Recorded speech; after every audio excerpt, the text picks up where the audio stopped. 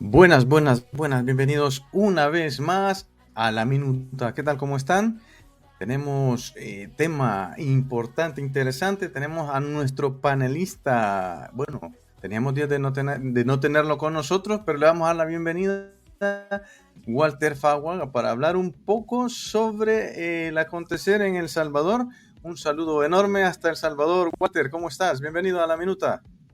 Hola, mi estimado Eric, gusto saludarte nuevamente, reencontrándonos aquí en un espacio que para mí siempre ha sido muy grato estar, que me ha permitido también abrir muchas puertas y que sin duda, pues siempre que se pueda y podamos, estamos disponibles para poder conversar sobre esos temas de la realidad nacional, internacional y pues siempre ahí saludándote a ti y a toda tu audiencia. Excelente, muchas gracias por estar siempre con nosotros, Walter. Bueno, agradecer también a todas las personas que nos escuchan en Estados Unidos. Muchas personas nos escuchan en Estados Unidos, en España, en Francia, obviamente en Europa, específicamente también en El Salvador, en Nicaragua, en Guatemala, en México, en Cuba, en Argentina. Un saludo especial para la gente de Argentina, en Alemania, en Austria, en Australia también y bueno, muchos sitios. ¿Dónde nos puedes escuchar? Ya sea en Amazon Music, en YouTube Music, estamos también ahora, Walter, imagínate, en iOS ya nos pueden oír en Apple, ¿no? Así es que no hay manera de cómo escaparse de la minuta, Walter. Excelente nombre, estamos con todo y Bueno, bueno, sí, sí. Bueno, el tema, bueno, un saludo también a nuestros colaboradores que están en todo el mundo también, a nuestros compis, camaradas en Italia, de parte del ISM, un saludo a JC y a JS, que no pudieron estar este día, pero bueno, no pasa nada. Aquí vamos a hablar tema amplios y extendidos con Walter. Walter, coméntanos. Vamos a entrar en calor ya, hablando sobre los temas que afectan mucho el Salvador. Bueno, y también coyunturales, ¿no? Por las elecciones de Estados Unidos, que tiene mucho que ver también en la actualidad. Walter, coméntanos un poco cómo está esta situación con respecto a lo del Bitcoin, así a grosso modo, porque eso ya temas como que ya se están quedando en el olvido, pero es importante para la actualidad, préstamos que hace a través del Fondo Monetario, ¿no, Walter? sí, yo creería quizás, Eric, que parecieran temas que ya no impactan, pareciera, ¿va? Pero sí tienen un impacto en la vida pública porque, quieras o no, representan parte de lo que es el diseño de la política pública, si le podemos llamar así a las medidas que se han ido adoptando durante la gestión, digámoslo, del quinquenio anterior y el inicio de, de este nuevo quinquenio, y donde el tema Bitcoin ha tenido, digámoslo, una resonancia importante. De hecho, ahorita en el país, hasta donde conocemos por las noticias que están transmitiendo, está desarrollando un encuentro internacional de Bitcoin. Nos están viniendo gente de muchos países del mundo a compartir su experiencia sobre lo que es esta criptomoneda. Inclusive la embajadora de El Salvador en Estados Unidos estaba diciendo hoy en la mañana que el presidente Bukele tenía la capacidad de retar al Fondo Monetario en materia del Bitcoin. Y son palabras pues fuertes en el sentido de lo que implica o el factor que tiene esto. Entonces, no es que sea un tema, siento yo, fuera de orden. Al contrario, creo que es uno de los más importantes porque estamos hablando, así a grosso modo, del impacto que ha tenido para el país la adopción del Bitcoin y las consecuencias a nivel de la microeconomía, que generó que el Bitcoin se convirtiera en la apuesta estratégica del gobierno en el quinquenio anterior y no diera los resultados que se esperaban. Eso ha impactado la economía nacional. Recordemos que cuando se adopta la criptomoneda, allá por 2021 aproximadamente, se hace bajo una perspectiva, bueno, sí, un estudio de ley. Y yo, como le he dicho a la gente siempre, yo no tengo problemas con las criptomonedas. Lo he planteado, la criptomoneda, haciéndola y estudiándola, y viéndola como un factor importante en lo que es el futuro de la humanidad, o lo que estamos construyendo como un futuro, si que le podemos decir así. Las criptomonedas son importantes, tienen gran peso en la economía, digamos, lo que está creando, las está gestando en su disputa con el dólar como moneda de valor principal. Pero como muchos han criticado, gente que conoce el tema, adoptar una en particular, pues obviamente no era tan adecuado. Además, convertirla en una visión del Estado tampoco, porque corrompía un poco lo que tenía. Ahora, hoy inclusive hay estados que quieren convertirla. Estados Unidos está hablando que, bueno, Donald Trump tiene su propia criptomoneda, Melania tiene una criptomoneda, entonces estamos hablando de un mundo donde el juego se juega así. ¿Va?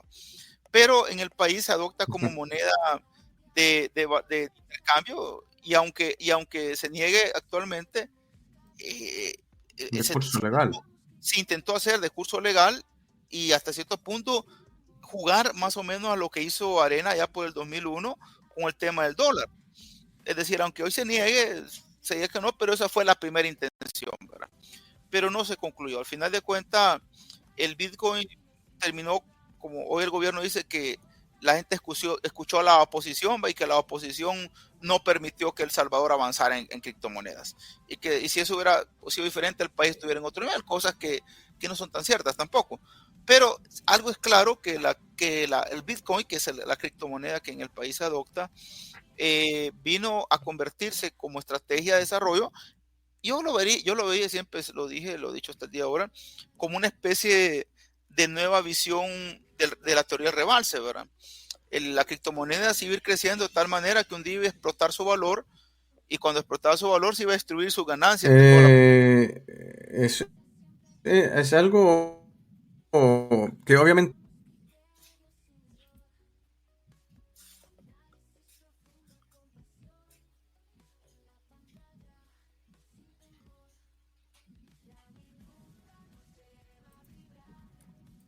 Hola, hola. Estamos perdiendo la señal.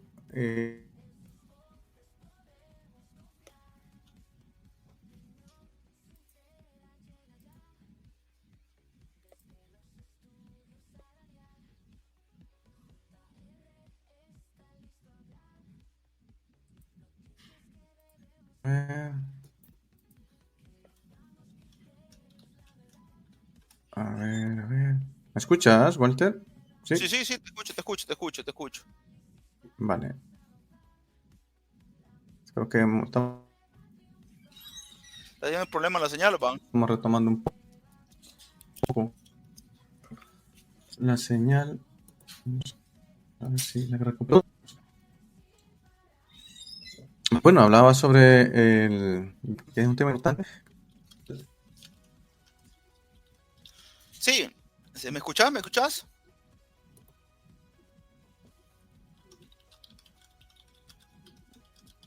Sí, ahora sí, estamos retomando ya el audio. No sé si terminamos de conectar. Dale ahí, porque todavía se mutea algo. Vale.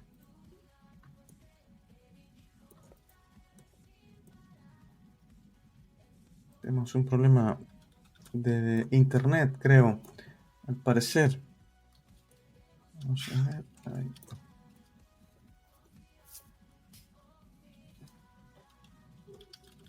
Y bueno, nos puedes comentar un poco, a ver si te podemos captar el audio, Walter. Ajá. Hola. Hola, sí, que ahora sí te escuchamos. Bueno, comentabas un poco sobre el Bitcoin, Walter. Sí. Y sobre lo que las consecuencias y sobre hacía una comparación, ¿no? Con los gobiernos anteriores, cuando se dolarizó la economía en El Salvador.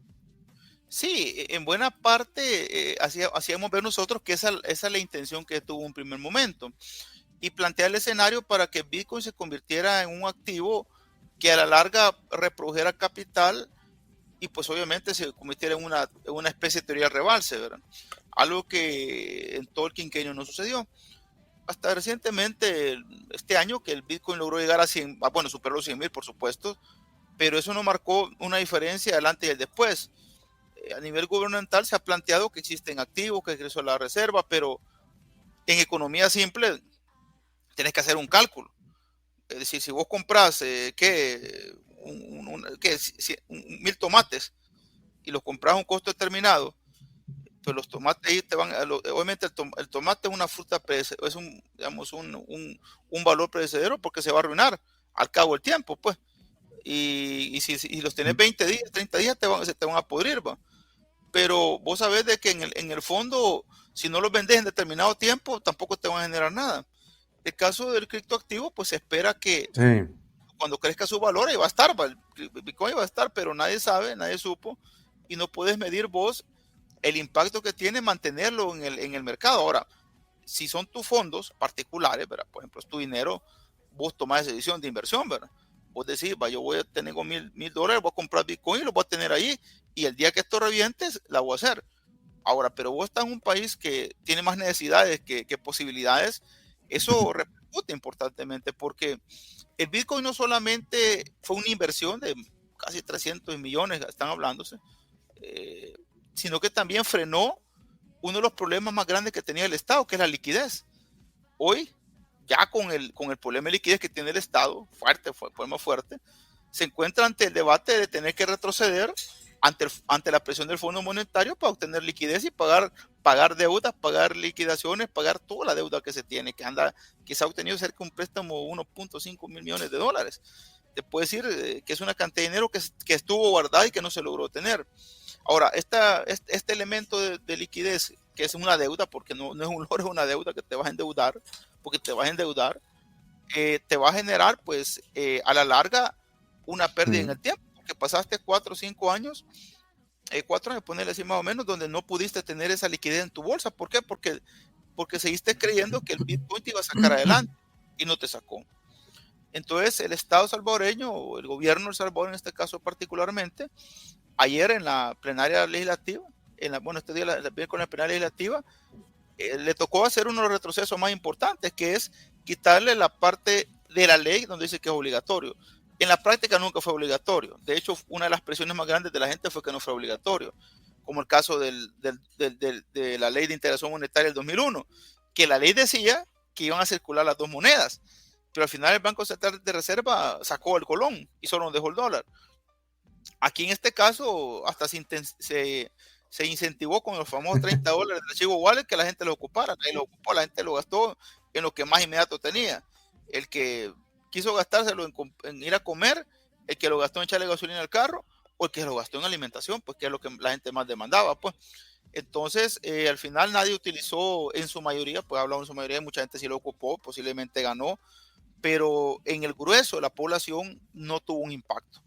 Entonces, esto a la larga, yo le decía a alguien, porque estamos planteando el escenario político salvadoreño, donde el presidente se encuentra en este momento, en sus momentos, sí, donde la opinión pública ha tenido un descenso, digámoslo, significativo a lo que ha sido la tendencia de él siempre, mantenerse en un pool bastante elevado de la opinión pública.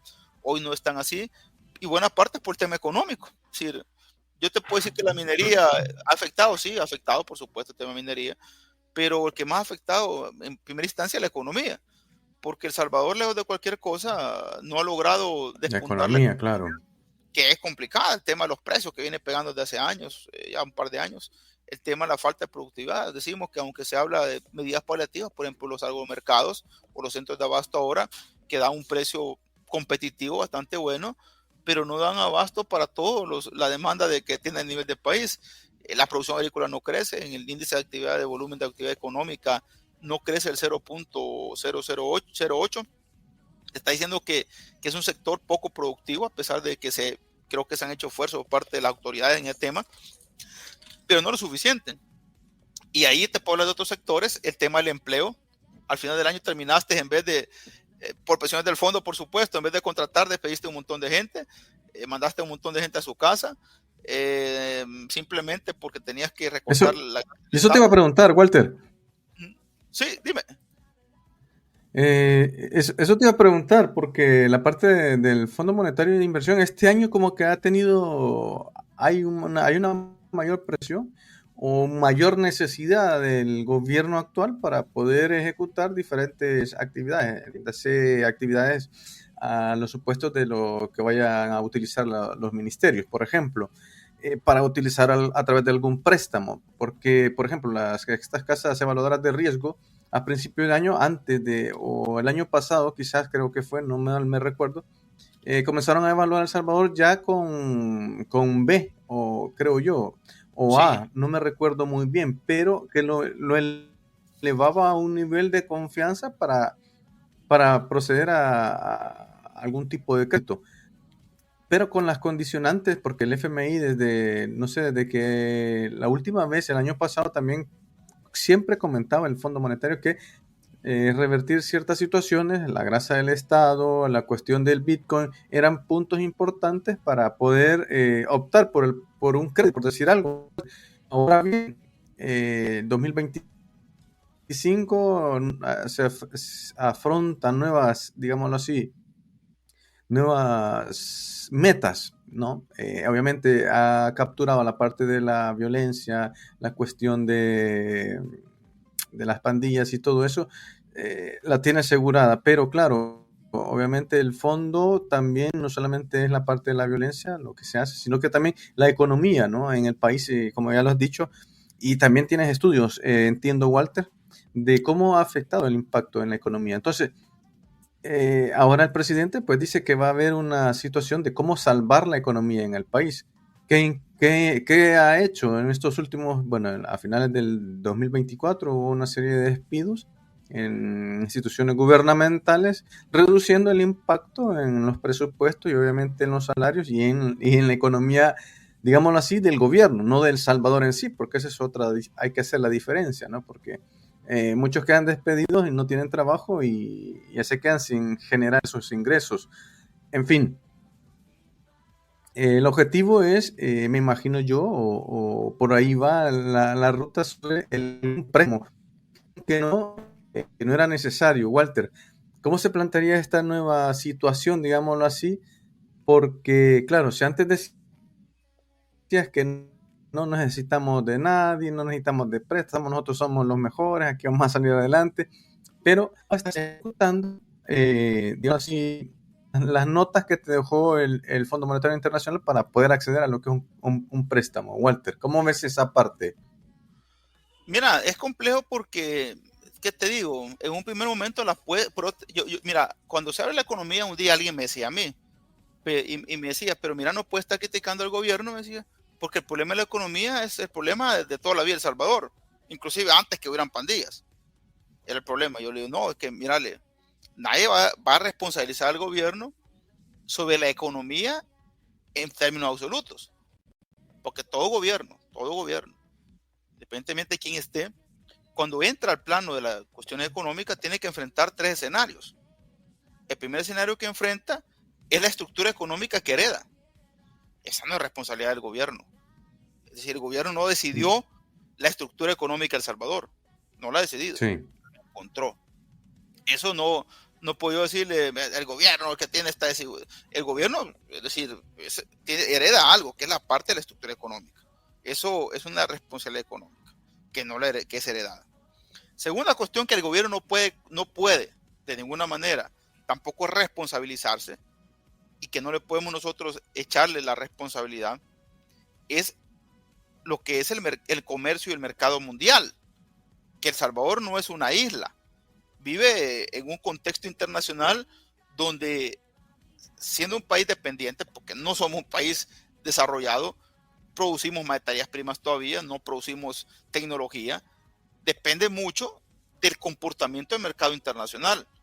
Es un país dependiente, por lo tanto la economía navega en ese lindero.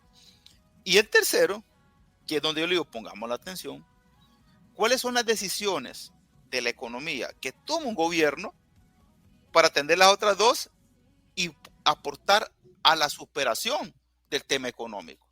Y es donde está el punto quizás crítico de la gestión gubernamental, porque apostó en el quinquenio anterior por Bitcoin. Por eso te digo yo, Bitcoin, y lo vuelvo a decir, no esté fuera de la agenda. Es un punto que ahí está, porque la apuesta del gobierno fue Bitcoin. Esa fue la apuesta del gobierno. ¿Por qué? Porque el gobierno tiene claro y en su visión de mundo está planteando que El Salvador se convierta o se convertiría en ese momento en lo que iba a ser el primer paraíso de Bitcoin en el mundo.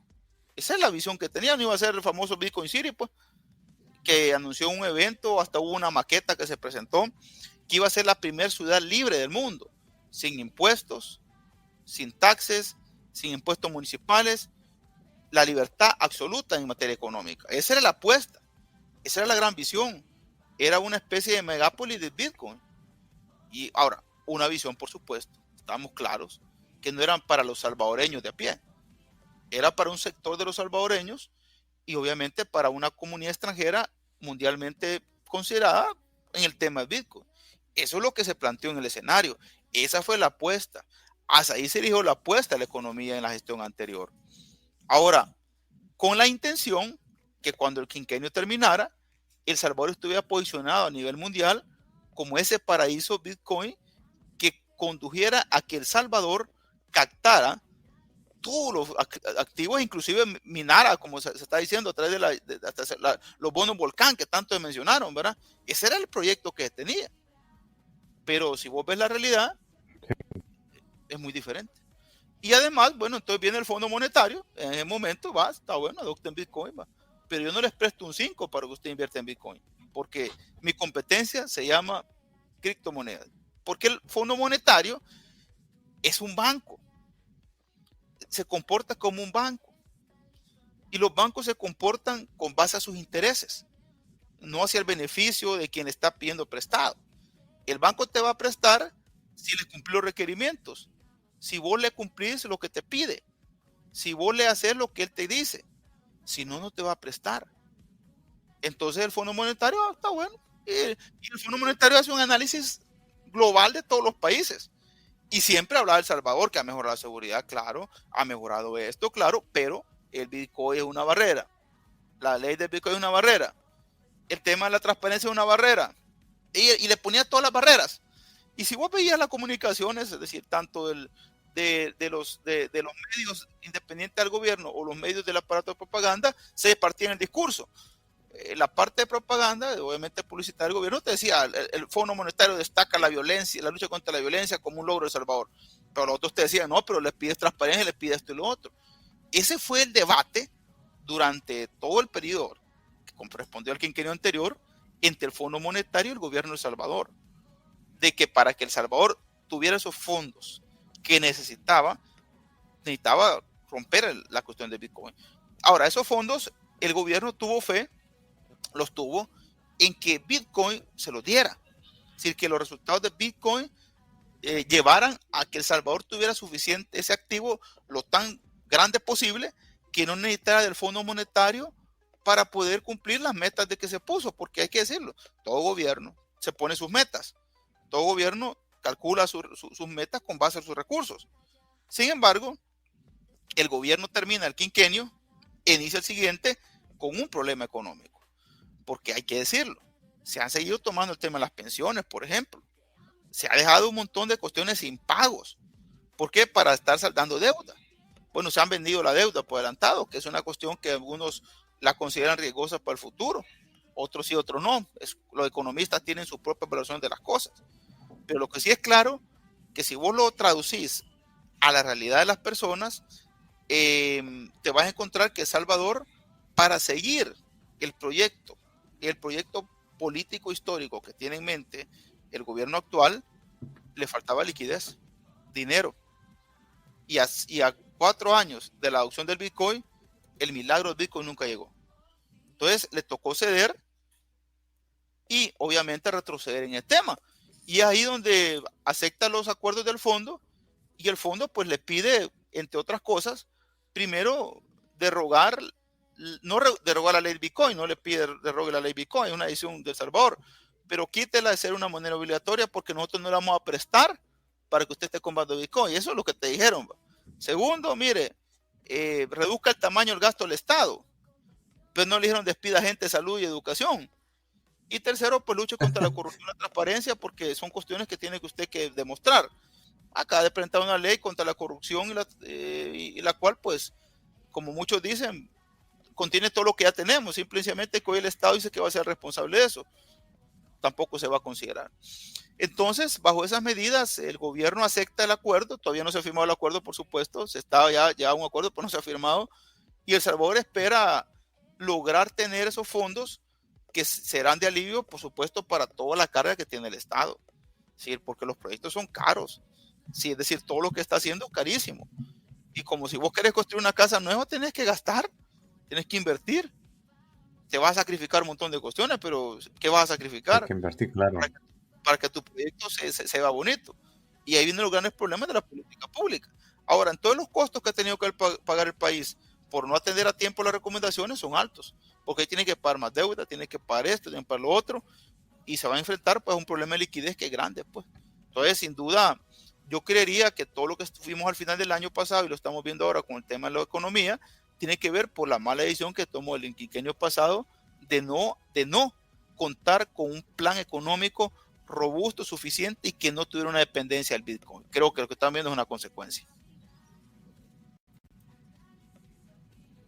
Bueno, bueno. Es importante, obviamente, lo que dice, ¿no? Siempre se necesita más que un país con ese nivel de pobreza a nivel general. No me voy a quedar solo en el Estado o en el gobierno, sino que también a nivel general. Bueno, ya has hecho tú algunas encuestas y cosas así que demuestran esa parte de la economía que no termina de bajar, ¿no? Siempre sigue para abajo. Es más, estaba viendo que comparando el quinquenio pasado y el actual, pues también incluso hay un porcentaje bastante alto de mayor pobreza en El Salvador, que tiene obviamente una parte de economía, con las decisiones, no solamente de manera a través del gobierno, sino que también las mismas personas, ¿no? ¿Por qué? Porque no hay ninguna oportunidad de poder trabajar o de poder montar un negocio, etcétera, ¿no? Son esas situaciones que conllevan esa parte y otras no, otras. La falta de acceso a la educación, la falta de acceso a la salud y otro tipo de que se van. Y bueno, el Bitcoin entonces fue una pérdida, ya lo mencionas tú, es una especie de pausa que tuvo recesión, digámoslo así. Voy a utilizar la palabra recesión porque, claro, ahora se ejecutan las situaciones cuando, como bien lo has dicho tú, Walter,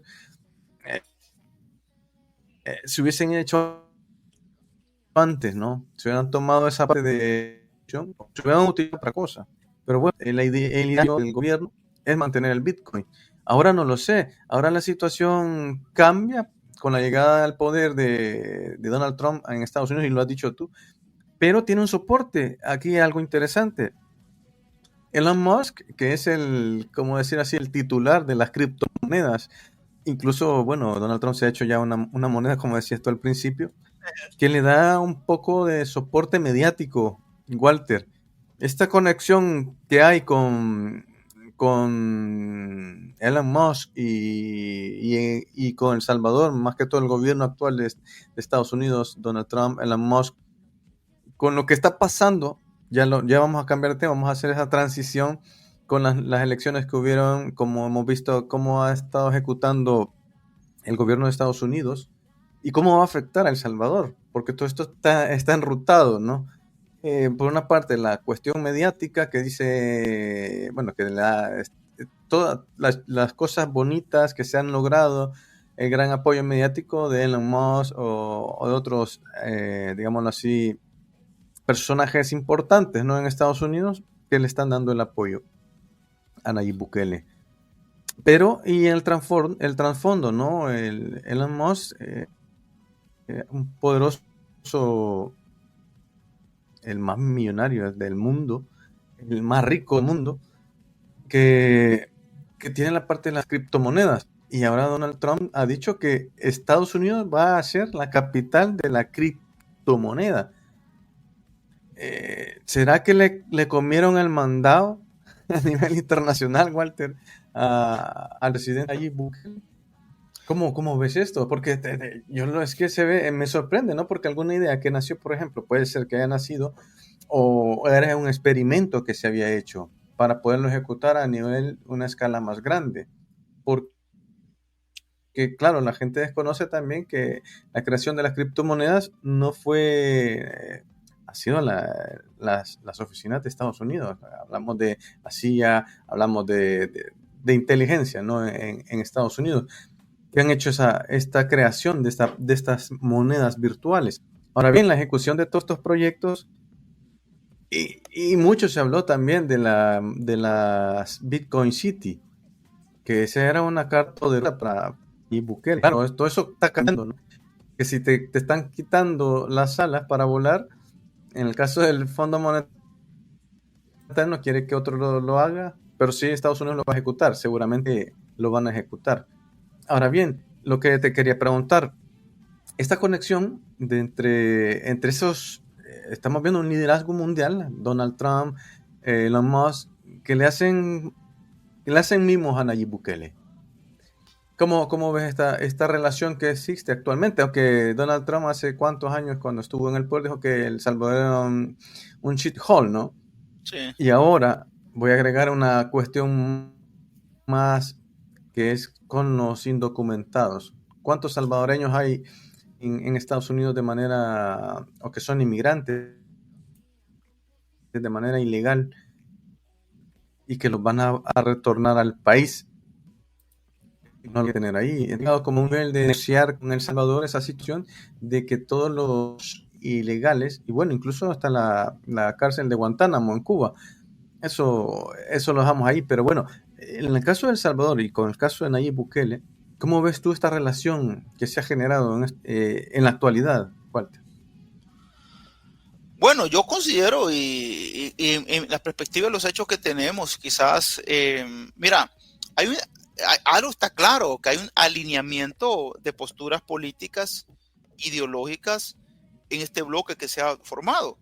Es un bloque que tiene fuerza, pues principalmente hacia el hemisferio occidental. Te estás viendo Estados Unidos, Donald Trump, de hecho, él representa una expresión fuerte en el mapa geopolítico hacia lo que es un Estados Unidos que quiere recuperar su espacio vital, ¿verdad? Si quiere recuperar su espacio vital, con una visión de mundo donde Estados Unidos tiene que ser grande otra vez. Y ser grande significa recuperar su hegemonía. Estados Unidos tiene una crisis de hegemonía de ratos. Abajo en el sur tenés a un Javier Milei, que está pujando por hacer otra vez Argentina el país más desarrollado, como dice en su discurso, ¿va? Que en su momento fue el país, la democracia liberal más fuerte en un momento determinado de la historia. Y en el centro tenés pues al presidente Bukele, que representa un liderazgo fuerte, carismático en la región, sin duda. Independientemente de la gente haya cuestiones favorables o desfavorables, un peso importante en la geopolítica por diversas decisiones que ha tomado y lo que ha significado su gobierno, es decir, y algunas de las medidas que ha tomado. Ahí tiene un alineamiento claro de tres actores geopolíticos que son importantes, que tienen unas coincidencias, obviamente, y que para los gustos del el líder de lo que es el feudalismo tecnocrático, como le dicen ahora, el feudalismo tecnocrático, a Elon Musk, lo alinea a su pensamiento, pues, porque en el fondo hay muchos estudios muy buenos ahorita que están saliendo a analizar este fenómeno geopolítico de los alineamientos de los personajes, que coinciden en varios puntos.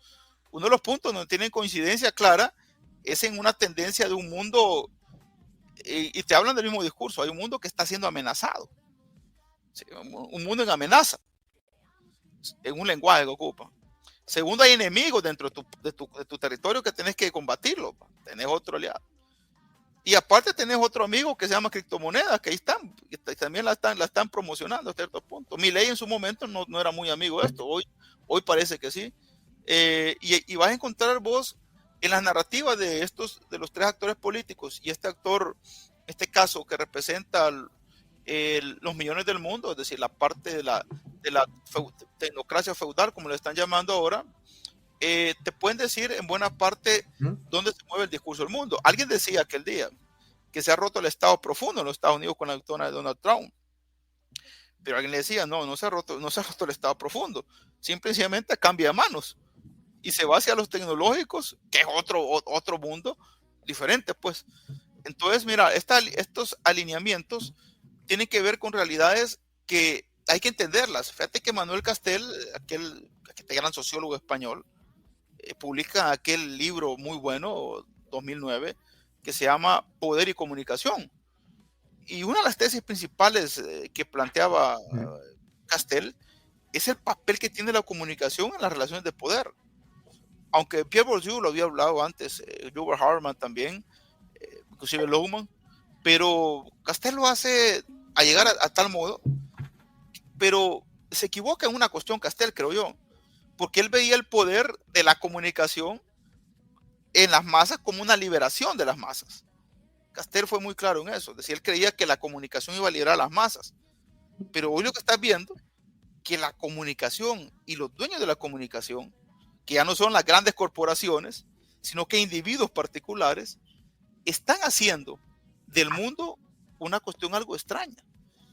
Y en algo, Milei, Trump, Nayib Bukele y Elon Musk son expertos, es en comunicar.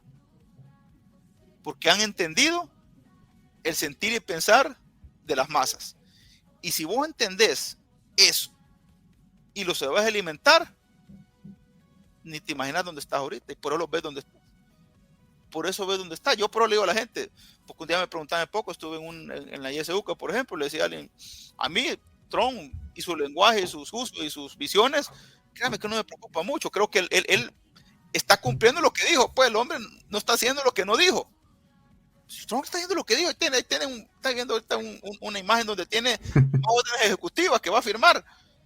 Él está convirtiendo su discurso incendiario en políticas públicas de Estado que tienen implicaciones en el mundo, que es lo más terrible. El Salvador, las implicaciones son pocas, una política, son regionales, son locales, pero las implicaciones de las visiones de Trump en el mundo son diametralmente impactantes en la historia mundial.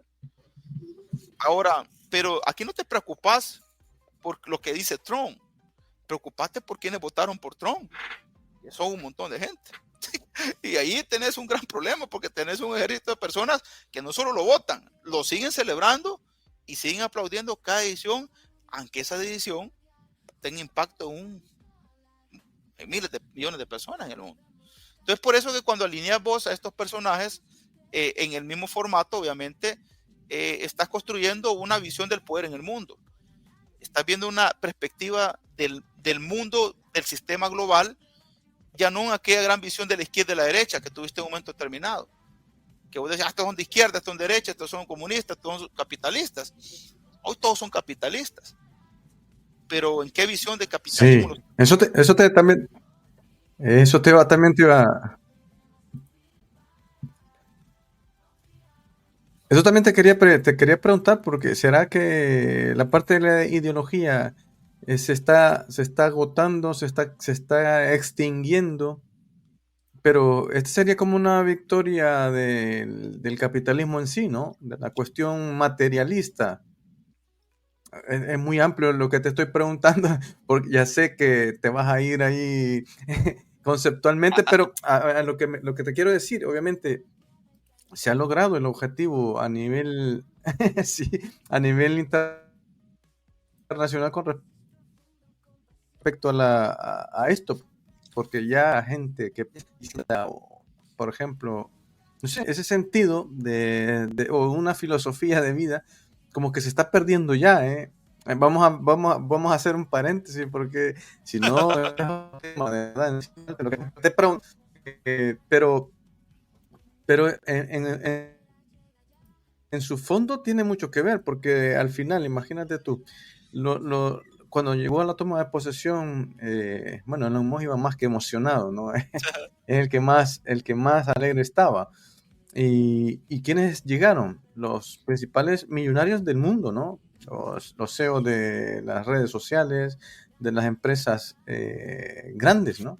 Sí. Y lo que dices tú, obviamente cambió toda la perspectiva de las grandes empresas de comunicaciones, ya no son, sino que son personas en sí, los ejecutivos, los CEOs, que dominan la parte de la comunicación.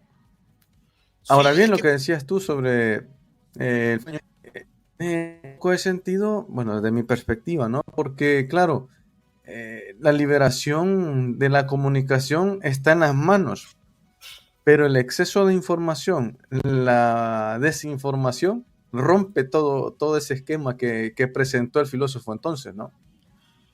lo que pasa es que, bueno, este concepto, ahí está, que se llama tecnofeudalismo, si vos lo puedes buscar y puedes indagar de él, que es una tesis que están planteando pensadores en el mundo, porque yo te digo, es decir, yo lo estoy estudiando bastante ahorita, obviamente, porque es una de las facetas, porque me gusta mucho el tema de la ideología, me encanta estudiar la sociología del conocimiento, y fíjate de que un punto importante en esto, en las narrativas de cómo se construyen estos discursos, algún día escribía, fíjate, un colega escribía un periódico aquí local, ¿verdad? Que es del aparato de propaganda. Decía el fin de las ideologías, dice. Y ponía que obviamente el presidente con su postura, su discurso, su narrativa, había, mate, había extinto las ideologías y que el país ya no tenía ideología y que las ideologías estaban muertas. Ahora, yo le mando un mensaje, mira, disculpámele, pero las ideologías no se mueren, le digo, simplemente se transforman, se reconvierten, porque el ser humano es un ser ideológicamente planteado. Ahora, el problema de la ideología es cuando las ideologías en qué se cimentan y hacia qué se orientan. Y las visiones, obviamente, que estás teniendo vos en Trump, estás teniendo, por ejemplo, en este señor, en Milei, propio Bukele, el problema es que la ideología de ellos no tiene, y muchos le ponen, por ejemplo, el fascismo, ¿va? ¿Te das cuenta que suena mucho el fascismo? Pero el fascismo tiene también sus propias dimensiones. Yo le digo a la gente que hay que Sí. leer un poco, hay que rescatar un par de autores para entender estas modalidades porque a mí se encasillan en visiones autócratas, todas son visiones autócratas. Ellos tienen visiones autócratas porque desconocen la institucionalidad como fuente del poder y se quedan al individuo como fuente del poder. Y aunque algunos les clasifiquen el fascismo, yo lo meto más en una visión autoritaria. Juan Lis, por ejemplo, un sociólogo y politólogo, filósofo español de origen alemán, Juan Lis nos ha planteado, por ejemplo, el tema de ver los autoritarismos en varias visiones. Y hay una modalidad de autoritarismo que no necesariamente son fascismos, pero sí son de autocráticos y tienen visiones hacia descomponer las ideologías. Y al final de cuentas, la ideología principal es la persona, los personalismos. Y vos estás ante una identidad ideológica que no tiene un nombre colectivo, sino que un nombre individual. Trump es una ideología. Bukele es una ideología. Milei es una ideología. Y esas identidades ideológicas, aunque tienen una clasificación, tienen una identidad ideológica que disputan las otras ideologías. Por lo tanto, estás a un mundo de ideologías. Ahora, si vos los querés meter a ellos en una sola categoría, tendrías que estudiarlos lo suficiente para buscar sus coincidencias y sus diferencias. Por ejemplo, Trump, la venta de Trump de su concepto ideológico es hacer grande a América. Te lo dice, hagamos grande otra vez a América. Lo mismo te dice Trump. Ahora, estas visiones son nacionalistas. Son visiones nacionalistas y por eso muchos los meten en el fascismo, porque el fascismo, uno de sus rasgos, es el nacionalismo. Norteamérica. Sí, por ejemplo. Ahora, pero en Bukele no encontrás eso, porque Bukele no tiene una visión nacionalista. Porque al contrario, está construyendo lo nacional, pues las famosas críticas que se le han hecho por destruir el patrimonio cultural. Nadie le está diciendo no construya, no destruya, ¿va? Porque una cosa es que vos vas a revitalizar una obra, otra cosa es que la va a destruir otra vez. Y entonces su visión de mundo no es una visión de nacionalismo, porque él está creando otra identidad. Entonces no lo puedes encasillar en el contexto de los otros dos, pero sí en la tendencia autocrática. Ahora, estas son lecturas que hacemos desde las ciencias políticas, desde la sociología, y alguien me dice, ¿y eso cómo se come? Pues es la pregunta que me hace siempre la gente. No, usted lo va a ver en la manera como manejan el Estado y las instituciones. Y usted cómo va a sentir, por ejemplo, aquí en el país, cuando recientemente a una persona muy cercana al gobierno en turno, que le habían despedido, desde el día de la mañana la despidieron, la echaron y andaba ahí, como quien dice, se me acerca un día y me dice, ¿qué puedo hacer? Bueno, acude a las instancias correspondientes. No, pero me dijeron ahí que no se podía, entonces, ¿qué más puede hacer? Es decir, esas son las consecuencias derivadas después de por todo lo que despidieron ahorita. ¿A quién acuden? A los que le pusieron multas arbitrarias y se las dan, pero no, ¿a quién acudieron? Porque son modelos. Esa es la gran incógnita, ¿no? Al final. Entonces, así se come eso. Es decir, ahora, Trump tiene un gran problema, que tiene que enfrentar todavía un sistema de justicia que le ha parado un montón de cosas. Milei tiene que enfrentar todavía y le han parado varias cosas, pero aquí no le para nada a nadie y sigue la cuestión en esa deriva. Ahora, puedes hablar, por ejemplo, otras visiones. Por ejemplo, tenía aquí abajo a Ortega, que no los tenés acá del rollo. Ahora, Ortega lo situamos más a la izquierda, va, políticamente hablando, pero como decía alguien hace poco, estaba leyendo un análisis, ya no es alguien de izquierda, ya la izquierda la dejó hace años y se fue al otro lado del extremo. Venía el comunismo, se pasó al socialismo, después se hizo burgués y hoy ya es fascista. Es decir, las transiciones de las identidades ideológicas es complicado. Hoy tiene una especie de sultanismo. Claro, cuando pasa... Sultanista. Walter, cuando pasas de extracto económico, cambia tu forma de pensar. Es la filosofía de cada quien, obviamente. Si tú te mantienes, los principios pueden cambiar. Esto es un mundo cambiante, ¿no? Lo que dice. A mucha gente que va cambiando de acuerdo a su nivel de ingreso, ¿no? Claro, primero, y entramos ya en la cuestión ya filosófica, ¿no? Eso, de la cuestión de cómo puedes vivir la vida o hasta dónde llega tu amor por los demás o hasta dónde llega tu egoísmo. Pero bueno, ese es otro tema. Yo creo que eso lo vamos a dejar para otro programa, Walter. Voy a aprovechar la pausa, Walter, para agradecer a todas las personas que nos escuchan a través de... a todas las personas que nos ven también a través de las redes sociales, los que nos escuchan en Amazon Music, en Spotify, en YouTube Music, en iOS y bueno, en todas las plataformas de audio y también a través de las redes sociales. Okay. Bueno, eso, Walter, más que todo, volviendo al tema, yo creo que mejor vamos a avanzar porque aquí ya me metí yo en un gran lío, porque vamos a hablar sobre la cuestión filosófica. Vamos a dejar ahí para que la gente piense y tome su tiempo de decir si cambiarías en algún momento tu estatus económico, de pensar que te hace que viene de la izquierda o qué sé yo, si eres de pensamiento comunista, que pasas por todas las etapas del socialismo hasta llegar al centro y luego te vas convirtiendo en defensor de la cuestión privada y más allá, ¿no? Bueno, eso ya cada quien, obviamente, pero bueno, eso lo vamos a dejar para que los que nos escuchan piensen un poquito y digan, ¿en dónde estoy situado? ¿En dónde estás situado? ¿Estás en la parte de la izquierda, parte de la derecha? Que tú dices que no se ha acabado. Walter, que lo argumentabas, ¿no? Que te había dicho alguien que se habían finalizado las partes de las ideologías, pero eso creo que el mismo ser humano de por sí es político y se va a poner en ese nivel de acuerdo a su realidad, ¿verdad? Así que nada, bueno, ese lo vamos al tema hasta ahí. Walter, ahora bien, volvemos a El Salvador y nos enfocamos un poco más. Nayib Bukele manda a la Asamblea Legislativa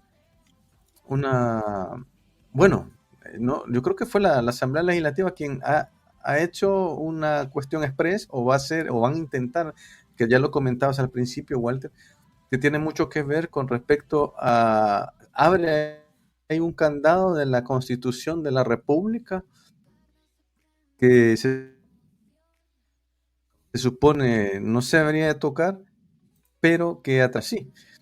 Cuando antes tenías elegía la Asamblea Legislativa actual, por ejemplo, se elige la Asamblea para poder realizar o hacer leyes, ¿no? Pero no decidir. En el caso de Asamblea ha cambiado, entiendo yo, si no nos dejas un poco más, para que nos quede un poco más claro, Walter, ¿qué ha pasado? Porque se habla mucho de romper un candado y que se pueden meter ahí muchas cosas, muchas situaciones que cambiarían la cuestión en El Salvador, por ejemplo, una reelección indefinida en presidencia, otro debe tratar de la electoral. Y bueno, la deuda política también, que se habla mucho, que esa fue una de las promesas que hizo Nayib, dice él, no sé si es verdad esa parte de la deuda política. ¿Quiénes se verían afectados actualmente con la deuda política si se llevase a cabo esta situación? Que entiendo yo, sí va a proceder.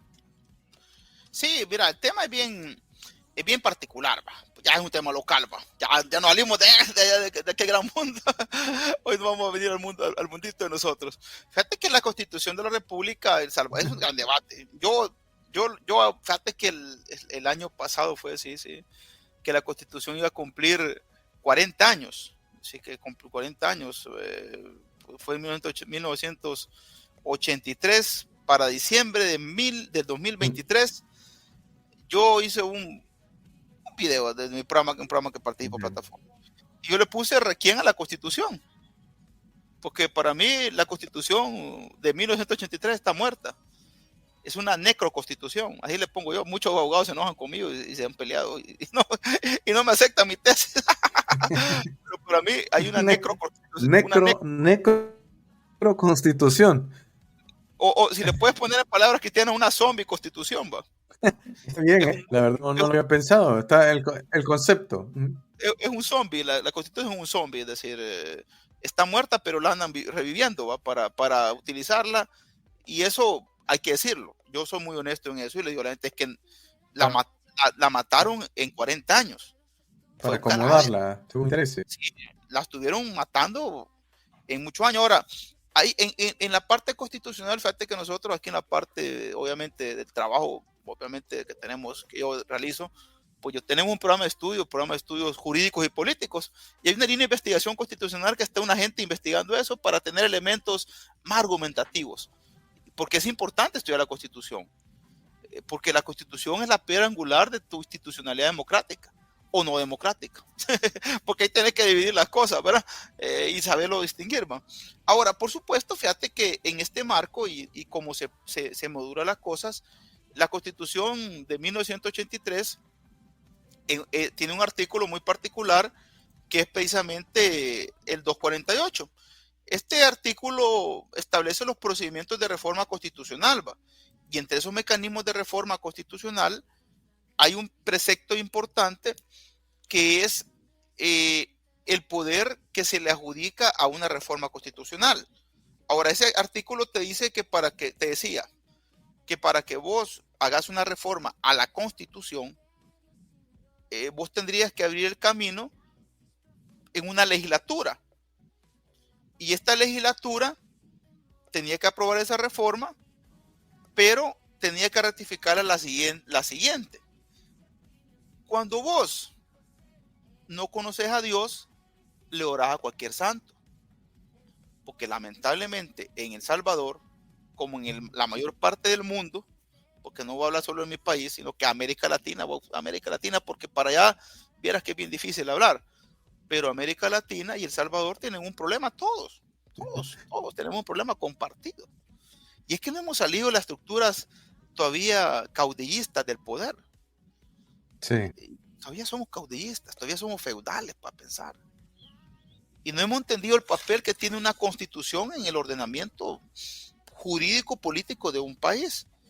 Entonces, cuando eso se hacía por algo que se llama, jurídicamente hablando, la legitimidad del poder.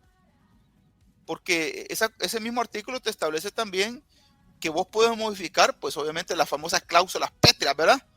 Te habla de las cláusulas pétreas, que puedes modificar cualquier cosa de la Constitución, menos lo que era la parte económica, la parte de la alternancia en el inicio del poder, pues sí, el territorio. Cosas que te pone ahí bien claramente, ¿verdad?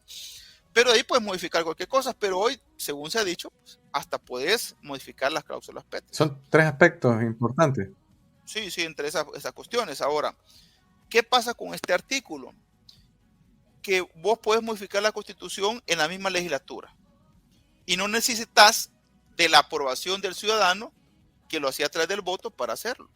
Y es ya de un solo. Si a mí me ocurre ahora cambiar algo como asamblea, yo mismo puedo ratificarme Ahora, en la racionalidad del poder, y cuando te hablo de racionalidad, te hablo en los controles que tiene que tener un Estado o una república, eso es un adefesio jurídico. Ahora, el aparato de propaganda te va a decir, no, es que esto le aceleraría los procesos, que así avanzamos más en el país, que esto te atrasa, que te lo puedan decir. Por mí no hay ningún problema que te lo digan. Hay a quien se los cree, ¿verdad? Y si los cree la mayoría, y como yo le digo a la gente, el pueblo manda, ¿verdad? Y como el pueblo manda, pues el pueblo, como dijo Moisés, ¿verdad? En su momento, ¿verdad? Al pueblo, Claro. yo le entrego lo que ustedes han pedido y va, ¿verdad? Es decir, ahí va. Y como cuando ellos preguntan y me dicen algo, bueno, el pueblo manda, les digo. Porque lamentablemente el control constitucional para eso sirve, para controlar el poder. Porque el poder, hay un dicho que es clave, estimado Eric, y la historia nos lo ha enseñado, pero nos gusta regresar a los caudillismos. El poder absoluto corrompe. Y ahorita se han tomado, obviamente, la excusa que es la deuda política. Y porque la deuda política es que hay que arreglar eso ya.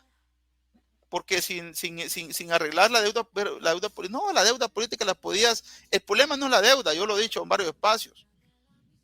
El problema es, cómo transparentar la deuda política. Porque obviamente el sistema de dar una deuda política implicaba que el Estado participaba, esa es doctrina también, el Estado debe ser un importante actor en el financiamiento del pluralismo político, pues, porque de aquí para allá, aunque no parezca, de aquí para allá vas a tener que tener, hoy, si antes a los pobres les costaba entrar en la política, hoy les va a costar más todavía. Así de fácil. Entonces, para ser político vos y meterte a política vas a tener que, de verdad, o te haces youtuber para ganar dinero y hacer tu partido, ¿verdad? O tenés una gran labia para convertir gente, pero estás deconstruyendo el sentido. Ahora, la deuda tampoco era el montón, ¿verdad? Pero también hay que decirlo, hay gente que la aprovechaba también. Mira, habían dueños de partidos también, que hacían su partido y les iba bien, los andaban vendiendo todas las elecciones, andaban vendiéndolo y les salía buen negocio. Pero te digo, para mí el problema no es la deuda, era cómo se usó la deuda. Y eso lo podías arreglar sin necesidad de modificar el 248, que simple y sencillamente el objetivo no es la deuda, es después, reafirmando el 248, hacer de este zombie constitución, hacerlo más zombie todavía. Porque ya no, yo para mí en lo personal, como le decía a alguien un día que andaba ahí preocupada porque había salido y le habían echado un grupo de gente, es que ya no hay una sala ¿Sí?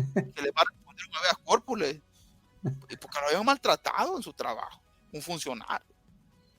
Eso ya no existe en el país. Entonces, ahora con el 248 lo que tenés vos es simplemente una posibilidad pues de otras cosas que más adelante se van a venir y que a mí no me sorprende. Es decir, yo estoy claro, es decir, yo tengo claro dónde está el mapa. Yo sé dónde está el mapa. Para mí no me genera el problema. Entra en lo normal, ¿no? Que se viene así. Es que cuando te ve Walter, me quedo un oncólogo, con... te ve un oncólogo y te ve y te dice, bueno, tantos meses de vida, ¿va? Se puede equivocar porque Dios te sana, ¿verdad? Pero lo más seguro Claro. que te va a decir los casos como son, ¿verdad? Entonces yo simplemente veo hacia el futuro y te digo, está bien. Esto veo, esto no veo, pues si hacia ahí me voy. Ahí me voy. Porque trato de ver los escenarios como se pintan. Porque los seres humanos somos de ciclos.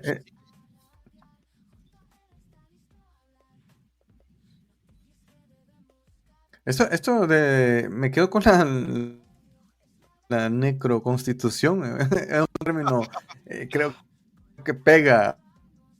Y justamente como va la cosa en El Salvador, Sí. dándole reanimarla para comenzar. Bueno, eso está interesante. Me gustaría quizás debatirlo con un constitucionalista. Seguramente ya te habrán preguntado, te habrán confrontado, mejor dicho, con ellos con respecto a eso. Lo otro, el tema me llama mucho sobre la deuda política y lo que comentabas. Lo que comentabas claro, el pobre que quiere entrar en política, si antes le costaba, ahora no va a costar. Entonces, pero ¿cuál es el mensaje del actual, digámoslo así, gobierno, de la actual Asamblea Legislativa? Es que quien tenga pasta o dinero para poderse patrocinar y llegar al poder, va a estar más claro hoy que antes. Antes, detrás de una figura pública, digámoslo así, o alguna líder comunal, que sé yo, alguien que sobresalía, ¿no? Dentro de la sociedad. Sí, fíjate, Bueno, a Mauricio Full al final fue que ha fallecido, ¿no? Hace 2 semanas. ¿Cómo? no te termino de escuchar la pregunta.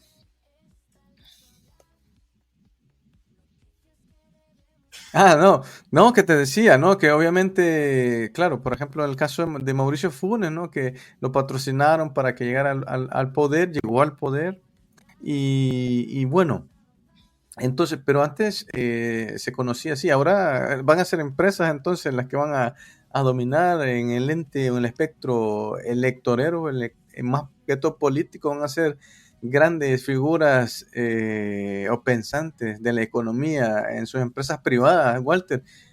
¿Se está transformando entonces esa forma de gobernar en El Salvador? ¿Puede ser? Mira, no, vamos a ser bien honestos, es decir, honestos y transparentes en esto. No es que no era así, de hecho los financiamientos privados han sido uno de los motores importantes de los partidos políticos. Eso es una gran verdad. Acuérdate que para las campañas presidenciales, por lo menos antes se hablaba, o ya no conocen ni los precios, pero por lo menos en la campaña 2009 y 2014, que fueron dos campañas fuertes para dos elecciones presidenciales, se hablaba por lo menos que Arena había gastado alrededor de $60 millones en una campaña. Ahora, eso no te lo da la deuda política, hay que ser bien claro. La campaña presidencial, eso eran donativos y dinero que te daban. El problema era que nunca te decían los donantes. Ahora, la ley de partidos políticos te dice que hay que transparentar eso. Los partidos usualmente no lo han transparentado nunca. Y después estaba la deuda, que es lo que te cabe, la cantidad de votos que te daban y lo que te producía los votantes que tenían. Ahora, pero hay una tesis que se ha sostenido y es la que principalmente mueve esto, es de que la deuda política sirve para sostener partidos y gente que se aprovecha de ello, que usualmente son los partidos más pequeños. Los partidos mayoritarios siempre han tenido grandes donantes. Arena, por ejemplo. Ahora, Arena se le fueron los donantes, se acabó. Hoy la pregunta es dónde están esos donantes. ¿Dónde los vas a ver ahora? ¿A quién le están tirando a quién le están tirando la pata? Es decir, eso cambia. El FMLN tuvo su donante. Bueno, tuvo Alba, por ejemplo, que fue un imperio terrible que le financió. Ahora el problema aquí es la deuda la pueden quitar, por supuesto, la quitan. Ahora fíjate que yo era la idea de, de quitar la deuda. Yo era de esa idea antes, hace muchos años. Pero estudiando un poco el tema ya con más conciencia, sí, escuchaba a un experto chileno y decía algo que era bien importante. Me gustó lo que él decía, que cuando vos quitas la deuda y solo dejas que privados hagan la política, le quitas mucho derecho a un montón de gente a participar. Y él decía de que lo ideal no era quitar la deuda, sino saber administrar la deuda, porque él decía, sí, por ejemplo, hay una cantidad de dinero que el Estado da para deuda, que la distribuya, por ejemplo, en pagar debates en los medios de comunicación y hacer inclusive cadenas nacionales para comprar esas pautas y que la gente escuche las propuestas de todos los políticos. Me parecería fabuloso, por decirte algo. O que, porque obviamente los medios de comunicación viven de un patrocinador, ¿no? Y entonces va a venir el Estado como principal patrocinador a armar una cadena nacional. Por ejemplo, vamos a hablar con el alcalde de tal lugar o los alcaldes y ponerlos a todos en la palestra. Es decir, pagar una publicidad compartida. Y para aquel que no tiene para pagar una pauta, el Estado se la pague. Y le da iguales condiciones a que puede pagar una pauta. Algo que me parecería a mí interesante. Ahora, hoy con los medios, obviamente se han revolucionado los medios, ¿no? Eso sería ideal, Walter. Pero necesitas expandirte. Sí. Es decir, esa es la deontología. Pero ahora, la realidad es otra. Claro.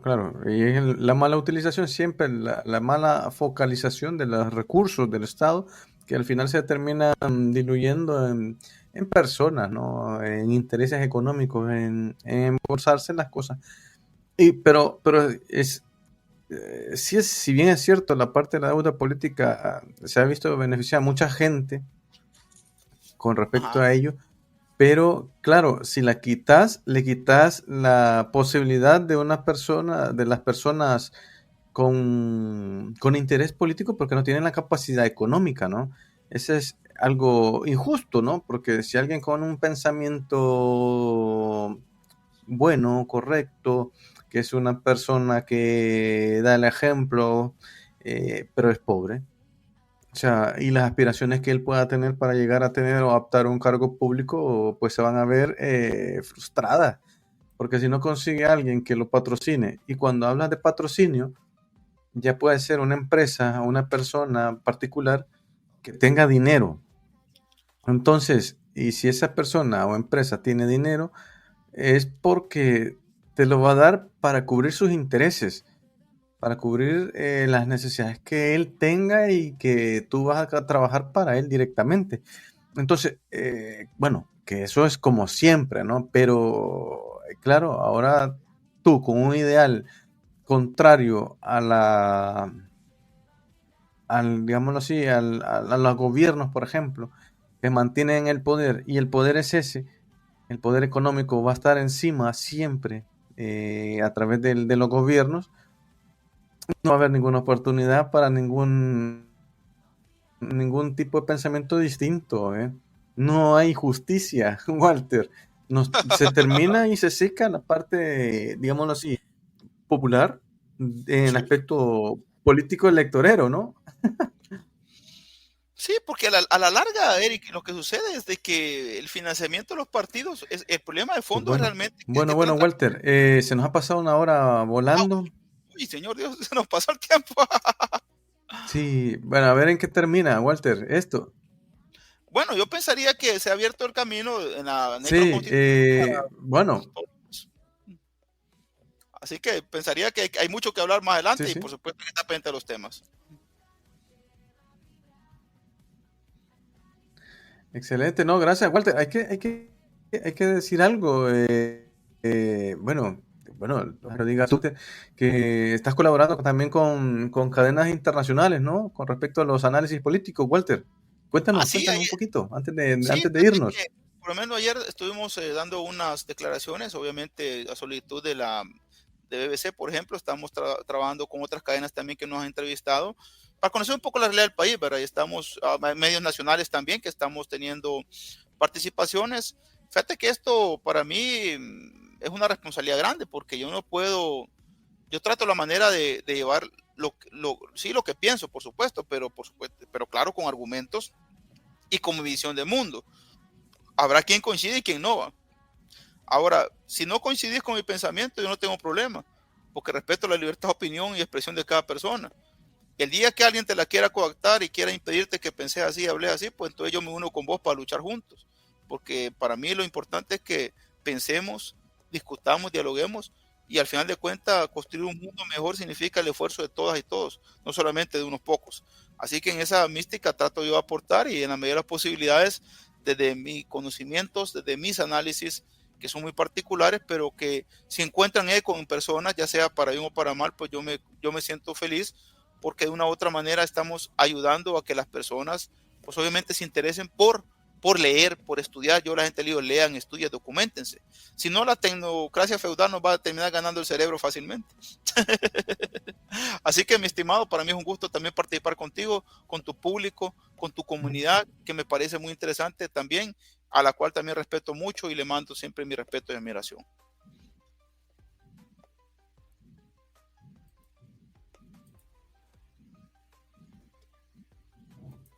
Muchas gracias, que, bueno, siempre vas a ser bienvenido también a La Minuta, hay que decirlo, desde que te hemos invitado, tú siempre has estado ahí dando la parte científica también y dándonos la parte de nota sobre cómo analizar la política o la sociedad en El Salvador. Pues nada, te mandamos también un fuerte abrazo, Walter, muchas gracias a todos los que se conectaron y pues no, nos vemos y te esperamos próximamente, Walter, Ah, para no, otro análisis aquí.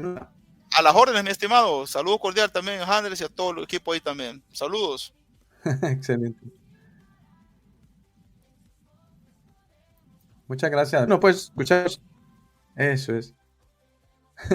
Nos vemos hasta la próxima.